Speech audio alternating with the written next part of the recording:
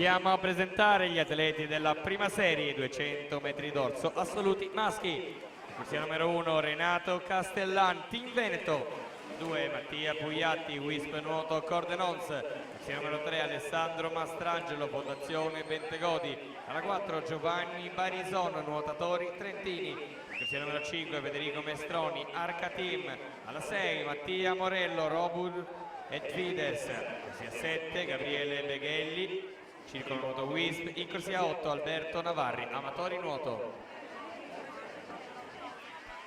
Attenzione, tutti gli atleti partecipanti alla gara 50 metri stile libero, ripeto, tutti gli atleti partecipanti alla gara 50 metri stile libero con urgenza in camera di chiamata, grazie.